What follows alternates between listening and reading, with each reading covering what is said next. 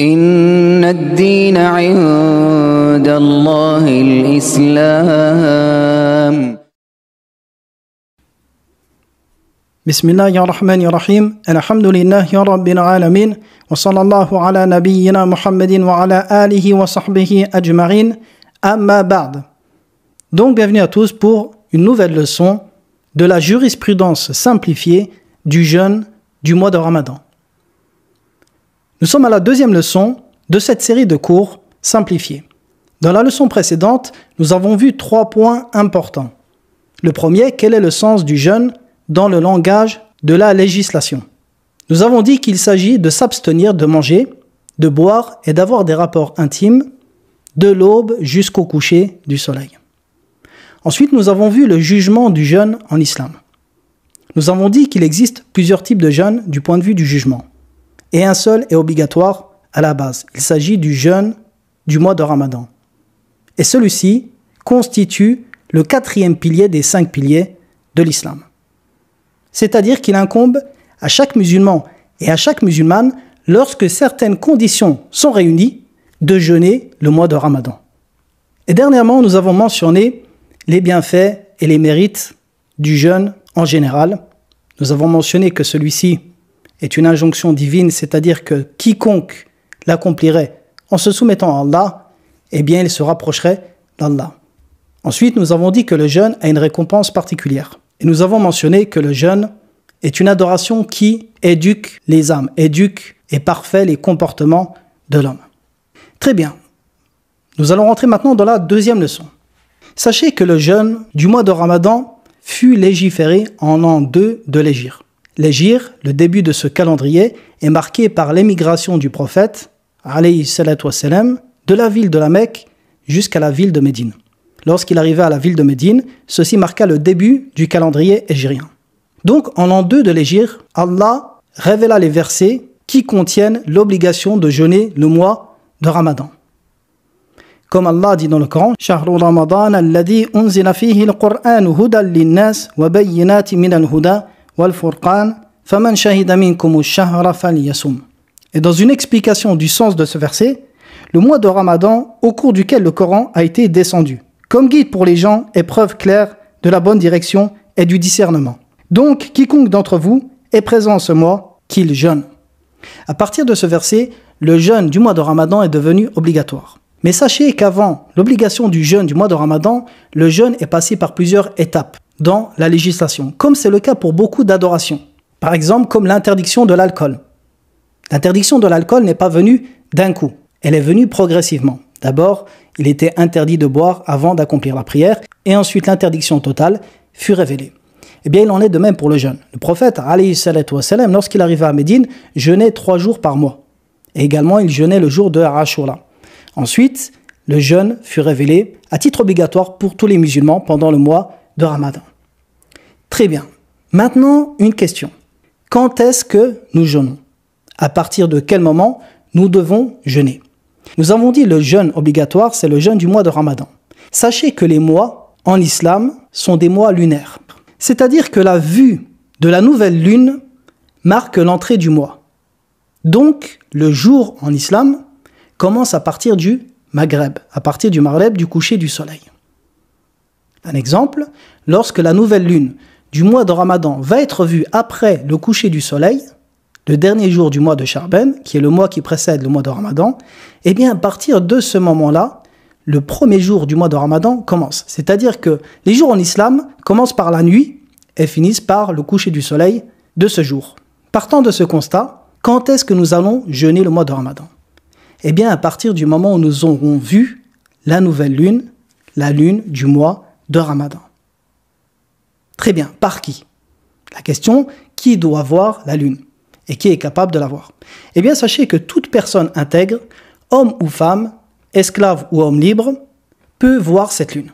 Et à partir du moment où cette personne, rien n'empêche d'accepter son témoignage, lorsqu'elle transmet cette information aux autorités compétentes et que celle-ci est acceptée, dans l'islam, ceci est valide. À partir du moment où une seule personne intègre a vu la lune, eh bien, nous commençons à jeûner. La preuve de cela, c'est lorsque Abdullah ibn Omar, qui était un compagnon du prophète, alayhi salatu wassalam, et qui était le fils du grand calife Omar ibn al-Khattab, les gens cherchaient à voir la lune.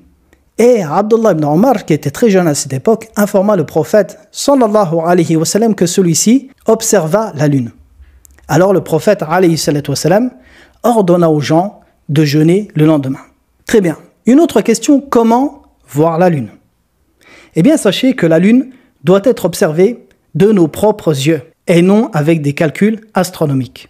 Comme le prophète alayhi salatu wa sallam a dit, Soumu li ru'yatihi, jeûnez lorsque vous l'apercevrez, c'est-à-dire la lune. Affirmer le début du mois par les calculs astronomiques n'est pas conforme et n'est pas accepté selon l'islam. Et la preuve de cela est que l'islam est une religion simple. Sa pratique doit être possible pour tout le monde, même pour les gens de la masse. Et comment imposer des calculs astronomiques aux gens de la masse? Deuxièmement, le prophète alayhi salatu wa sallam, à son époque, était capable de connaître l'entrée du mois par la révélation. Il aurait pu demander à son Seigneur qu'il lui informe le début du mois, quand bien même il ne peut pas observer la lune par les nuages ou quelque chose qui empêcherait sa vision. Et il ne l'a pas fait. Pourquoi? Afin que cette communauté se base sur quelque chose de simple dans sa pratique. Troisièmement, le prophète alayhi salatu wa sallam a ordonné que lorsque la vision de la lune est impossible, que nous complétions le mois de Sha'ban, le mois qui précède le mois de Ramadan, et non de calculer, de revenir à des calculs astronomiques pour affirmer le début du mois. Très bien, ceci étant dit, admettons que Zayd, un musulman parmi les musulmans, intègre, observe la lune, la nouvelle lune du début du mois de Ramadan, et que rien n'empêche d'accepter son témoignage. Il informe les autorités compétentes, et bien, selon l'islam, à partir de ce moment, la communauté commence à jeûner. Très bien, maintenant une question. Lorsque la lune est observée dans un pays, parmi les pays musulmans, ou non, même parmi les pays non musulmans, est-ce que tous les musulmans doivent jeûner? Un exemple. La lune est observée en Arabie Saoudite, mais elle n'a pas été observée en France, au Maroc, ou au Sénégal par exemple. Est-ce qu'il est obligatoire aux musulmans du reste des pays de jeûner? Et ceci est une question extrêmement importante. Tout d'abord, sachez que, par le consensus des savants, la lune peut être observée dans un pays et ne pas être observée dans un autre, selon l'emplacement de la Terre et sa direction. Ceci est un consensus. Maintenant, les savants ont divergé, et je rappelle ici la divergence, même si la base de ces cours est que nous ne rentrons pas dans la divergence. Seulement ici, c'est un point qui pose problème chaque année aux musulmans. Sachez que les savants ont divergé sur le fait que lorsque la lune est observée dans un pays, est-ce que tous les musulmans doivent jeûner ou non? Par rapport à la parole du prophète lorsqu'il dit « Lorsque vous l'apercevrez, jeûnez ».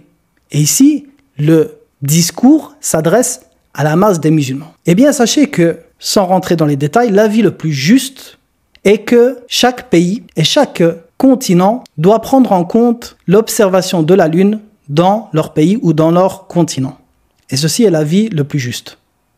C'est-à-dire que si la lune est observée en Arabie Saoudite et qu'elle n'est pas observée en France, par exemple, eh bien, il n'est pas obligatoire aux musulmans de France de jeûner.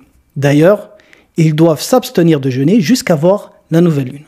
Seulement, attention ici, un point important. Ceci dans le cas où le pays dans lequel vous vivez prend en compte l'observation de la lune et se base sur celle-ci pour déterminer l'entrée du nouveau mois. Et non dans un pays qui prend en compte et qui s'appuie sur les calculs astronomiques. Eh bien, dans ce cas, étant donné que les calculs astronomiques, comme je l'ai mentionné, ne sont pas valides pour déterminer l'entrée d'un mois, eh bien, alors, dans ce cas-là, appuyez-vous sur un pays proche du vôtre qui s'appuie sur la vision, exclusivement la vision de la lune. Un exemple, vous vivez au Maroc, par exemple. Ce n'est qu'un exemple. Mais admettons qu'au Maroc, il s'appuie sur des calculs astronomiques pour déterminer l'entrée du mois. Et qu'en Arabie Saoudite, admettons, le 30 de Sha'ban, la lune est observée.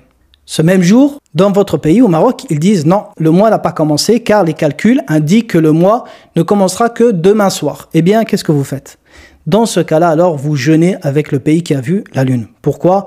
Car celui-ci s'est appuyé sur quelque chose de légiféré en islam et l'autre pays s'est appuyé sur une méthode qui n'est pas acceptée. Troisième point important de notre leçon. Lorsque la lune n'est pas visible à cause des nuages ou de la brume, que faire? Eh bien, nous faisons comme le prophète alayhi salatu wassalam l'a dit.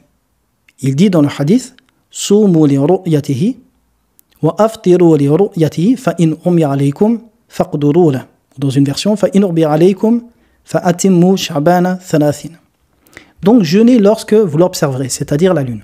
Et rompez le jeûne lorsque vous l'observerez, c'est-à-dire la lune du mois d'après, la lune du mois de Shawwal. Alors dans ce cas-là, arrêtez de jeûner. فَإِنْ أُرْبِيَ عَلَيْكُمْ dans une version, فَاقْدُرُوا شَعْبَانَ ثَلَاثِينَ يَوْمًا. Ce qui veut dire, et si vous êtes empêché, c'est-à-dire de voir la lune, alors complétez le nombre de jours du mois de Sha'ban à 30 jours. Et sachez que les mois lunaires ne dépassent jamais 30 jours. Ils sont toujours au nombre de 29 ou de 30.